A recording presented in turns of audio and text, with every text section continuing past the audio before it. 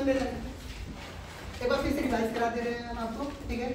बहुत ज़्यादा इधर उधर हो गया है तो लोगों को एग्जाम्पल याद करके करते हैं। समझ रहे हैं? हमने ये कहा कि हम पहला चैप्टर स्टार्ट करने जा रहे थे, हमारे पास क्या 2 चैप्टर हो गए थे, बॉडी फ्लूइड एंड सर्कुलेशन और breathing and testing of gases. Third chapter हमारा क्या था हमारे पास? Excretory product and their elimination. Clear? हमने ये कहा कि पहले एक्सक्रीटरी प्रोडक्ट के बारे में समझ लेते हैं। क्लियर? एक्सक्रीटरी प्रोडक्ट किसे कहते हैं? हमने कहा कि यहाँ पर जो भी अनडाइजेस्टेड फूड है वो सबके सब क्या कहलाएंगे? एक्सक्रीटरी प्रोडक्ट ही कहलाएंगे। नाइट्रोजनस वेस्ट क्या कहलाएंगे? Excretory product. नाइट्रोजनस वेस्ट में हमने कौन कौन से बताया, बताइए? अमोनिया, यूरिया, यूरिक एसिड और गुआनिन वगैरह भी बताया, ठीक है? एक्सेस सॉल्ट भी हमारा क्या है? एक्सक्रीटरी प्रोडक्ट है। और CO2 भी हमारा क्या है? एक्सक्रीटरी प्रोडक्ट है। क्लियर? और यहाँ पे जो अनडाइजेस्टेड फूड है इनको हम इंड प्रोडक्ट भी बोलते हैं। इनको हम क्या बोलते हैं बताइए? इंड प्रोडक्ट भी बोलते हैं। कई कई जगह इंड प्रोडक्ट भी लिखा जाता है। क्लियर? दूसरा पॉइंट आता है हमारे पास एक्सक्रीशन किसे कहते हैं? यही जो हमारे पास मेटाबॉलिक वेस्ट बच रहे हैं, ठीक है, उन्हीं को बॉडी से रिमूव करना ही क्या कहलाता है? हमारा एक्सक्रीशन कहलाता है, ठीक है? और अगर इसकी एग्जैक्ट डिफिनीशन बोली जाएगी तो क्या बताएंगे? रिमूवल ऑफ नाइट्रोजनस वेस्ट, इसी को हम क्या बोलते हैं? एक्सक्रीशन बोलते हैं। क्लियर? फिर हमने ये कहा कि on the basis of excretory product, ठीक है, एक्सक्रीटरी प्रोडक्ट के बेसिस पे हम इनको क्या किए हैं? 3 कैटेगरीज में डिवाइड किए हैं, ठीक है? तो पहला नंबर 1 पे क्या बताया था? अमोनोटेलिक। दूसरा हमारे पास क्या बताया था? यूरियोटेलिक। और थर्ड हमारा क्या था? यूरिकोटेलिक। अमोनोटेलिक में हमने ये कहा था कि अगर कोई भी ऑर्गेनिज्म एक्सक्रीटरी प्रोडक्ट के नाम पर क्या एक्सक्रीट आउट कर रहा है, बताइए? अमोनिया अगर एक्सक्रीट आउट कर रहा है तो उसे हम क्या कहेंगे? अमोनोटेलिक कहेंगे। हमने ये बताया कि अमोनिया जो होती है वो हाईली टॉक्सिक मटेरियल होती है, इसलिए ये हमारी बॉडी में स्टोर नहीं हो पाती। जैसे ये हमारी बॉडी में बनती है, बॉडी सरफेस से ये क्या हो जाता है? तुरंत रिलीज हो जाता है वाटर के अंदर as a ammonium ion. Clear? फिर हमने ये कहा कि 1 ग्राम ऑफ अमोनिया को अगर हमें एक्सक्रीट आउट करना है तो मुझे कितना अमाउंट की जरूरत पड़ती है? तो 400 से लेकर के 500 ml वाटर की जरूरत पड़ती है, यानी लार्ज अमाउंट ऑफ वाटर आपके एनसीईआरटी में लिखा है। क्लियर? फिर हमने ये कहा कि अमोनिया जो होती है एक्सक्रीट आउट करने के बाद हम किस पे आते हैं? यूरियोटेलिक में आते हैं, ठीक है? यूरियोटेलिक क्या है कि यूरियोटेलिक में एक्सक्रीटरी प्रोडक्ट यूरिया के नाम पे अगर कोई भी ऑर्गेनिज्म एक्सक्रीट आउट कर रहा है तो उसे हम क्या बोलेंगे?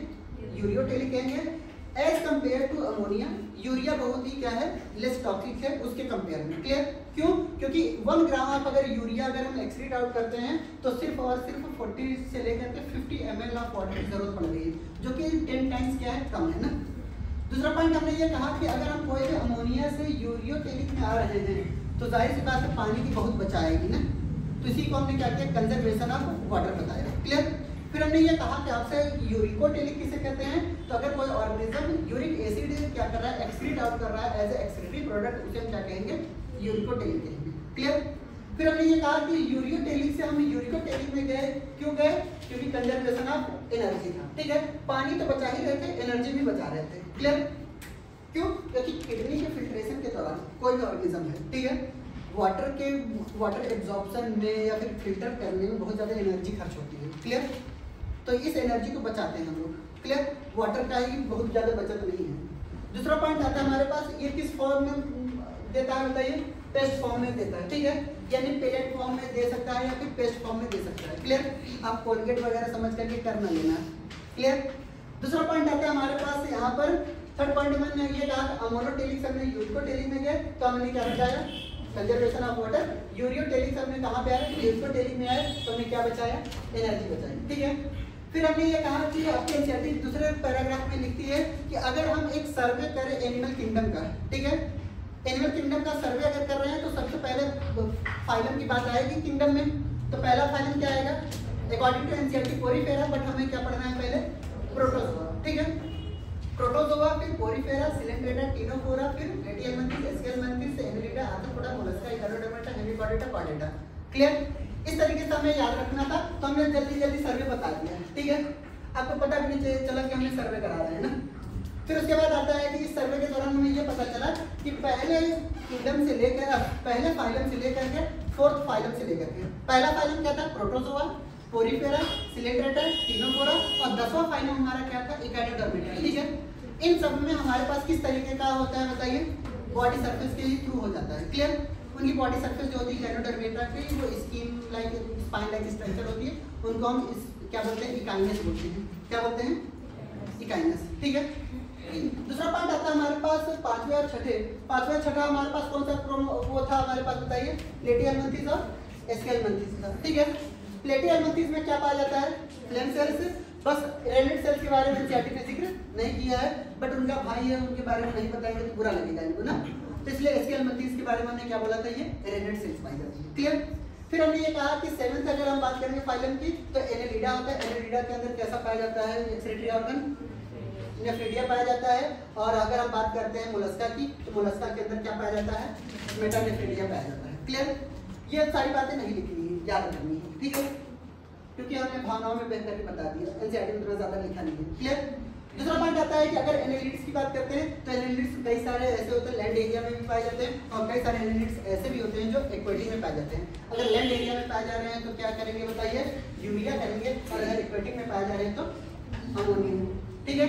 फिर उसके बाद हमने ये कहा कि हमारे पास आर्थ्रोपोडा की बात कर लेते हैं। तो आर्थ्रोपोडा में हमारे पास एक्सक्रीटरी ऑर्गन जो होते हैं वो ग्रीन ग्लैंड होते हैं, कॉब्जर ग्लैंड होते हैं और मेल्पिजियन ट्यूब्यूल होते हैं। ठीक है। ग्रीन ग्लैंड को दो नाम से और जानते हैं, पहला नाम है एंटेनल ग्लैंड और दूसरा नाम है हमारे पास मैक्सिलरी ग्लैंड। ठीक है, बट आपके एनसीईआरटी ने एंटेनल ग्लैंड ही लिखा है। क्लियर। तो ये क्या करते हैं कि अंदर क्रस्टेशियन के अंदर क्या करते हैं, कौन सा पाया जाता है, ग्रीन ग्लैंड पाया जाता है, जो कि मेल्पिजियन ट्यूब्यूल किसके अंदर पाया जाता है, कॉकरोच के अंदर पाया जाता है। क्लियर। फिर हमने ये कहा कि अगर हम 10th वाले की बात करेंगे इकाइडोडर्मेटा की, तो वो बात तो हो चुकी है बॉडी सरफेस से, फिर उसे दोबारा हमने लिख दिया तसल्ली के लिए आपके। ठीक है। फिर हमने ये कहा कि हेमिकॉर्डेटा के अंदर क्या पाया जाता है, प्रोमोसिस ग्लैंड। ये थोड़ा बहुत एक्स्ट्रा हो रहा है ना। फिर उसके बाद यूरोकॉर्डेटा में कैसा बताइए, सुप्रा न्यूरल ग्लैंड होते हैं और सिफेलोकॉर्डेटा में क्या होता है, फिर से फ्लेम सेल्स। अच्छा ये बताइए, यहाँ पे भी फ्लेम सेल्स, इसके बाद अचानक यहाँ पे फ्लेम सेल्स आ गए, कुछ समझ में आ रहा है? ठीक है, यानी ये क्या है, इवोल्यूशन को भी शो कर रही है। कुछ ऑर्गन हमारे बच के रह जाते हैं, किसी दूसरे में ट्रांसफर हो रहे हैं। क्लियर। प्लेटिपस वगैरह में कन्वर्ट हो जाते हैं। क्लियर। फिर उसके बाद आता है हमारे पास यहाँ पे जितने भी एक्वेटिक हैं एनिमल्स है वो क्या है, अमोनोटेली के कुछ एग्जांपल। वो एग्जांपल क्या है हमारे पास, कार्टिलेजिनस फिश। याद आ रही है, कार्टिलेजिनस फिश क्या कर रही थी बताइए, यहाँ पर कार्टिलेजिनस फिश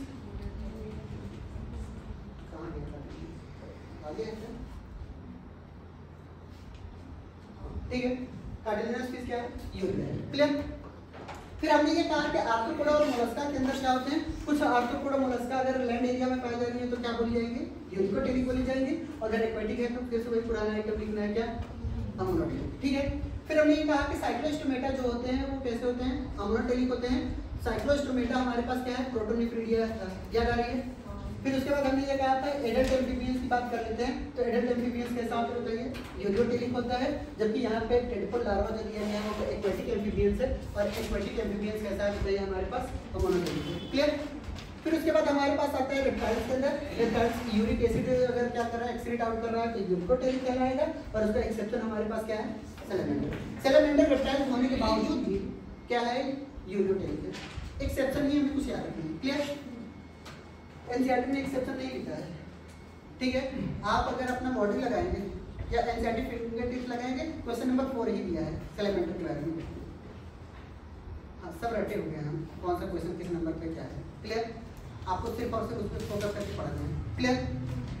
फिर उसके बाद आता है हमारे पास ये टेडपोल लार्वा हो गया। टेडपोल लार्वा कैसा बताइए, एक्वेटिक एम्फीबियंस, ये अमोनोटेलिक। एविस कैसा है बताइए, यूरिक एसिड करता है तो वो यूरिकोटेलिक। मैमल्स क्या है, यूरिया एक्सक्रीट आउट करते हैं, इसलिए उनको हमने क्या बोला, यूरियोटेलिक। ठीक है। फिर हमने आपको कुछ डिफरेंसेस बताए किसमें किसमें, एक यूरियोटेलिक में, सॉरी मेटानेफ्रिक, मेसोनेफ्रिक, प्रोटोनेफ्रिक। ठीक है। हमने ये कहा किसी भी किडनी के पास अगर ट्यूबुलर ड्रैग स्ट्रक्चर है बट बाउमेन कैप्सूल, लूपा, फेनेले ये सब चीजें नहीं पाई जा रही हैं, सिर्फ ट्यूबुल पाई जा रही हैं, उनको हम क्या बोलते हैं, प्रोटोनेफ्रिक। ठीक है। प्रोटोनेफ्रिडियम के एग्जांपल हमारे पास क्या थे, साइक्लोस्टोमेटा एंड टेडपोल। क्लियर। दूसरा पॉइंट आता है हमारे पास मेसोनेफ्रिडिया। मेसोनेफ्रिडिया में हमारे पास क्या थे कि यहाँ पे ट्यूबुल लाइक स्ट्रक्चर तो है बट बाउमेन कैप्सूल प्रेजेंट है बस। ठीक है, सिर्फ और सिर्फ बाउमेन कैप्सूल है, पूरा नेफ्रॉन का स्ट्रक्चर कंप्लीटली नहीं है। क्लियर। इनके एग्जांपल में हमने क्या बताया था कि आपको सिर्फ और सिर्फ एग्जांपल ही याद रखने हैं, एम्फीबियंस की याद रखनी है। क्लियर। फिर उसके बाद हमने ये कहा था आपसे क्या कि एग्जांपल आपके मेटानेफ्रिक में भी आएंगे। मेटानेफ्रिक में नेफ्रिडियम हमने क्या कहा था कि बाउमेन कैप्सूल भी होंगे, पीसीटी भी होंगे, लूपा, फेनेले भी होंगे, डीसीटी होंगे, सब कुछ होगा। क्लियर। तो उसके पास हमारे पास क्या पाए जाएंगे, मेटानेफ्रीडिया पाए जाएंगे। ठीक है, इनके example reptiles, Abies and mammals. ठीक है, यही तक था। एक सुंदर सी हेडिंग डालते हैं, ह्यूमन एक्सक्रीटरी सिस्टम। समझ रहे हैं लोगों के पास? समझ इधर आगे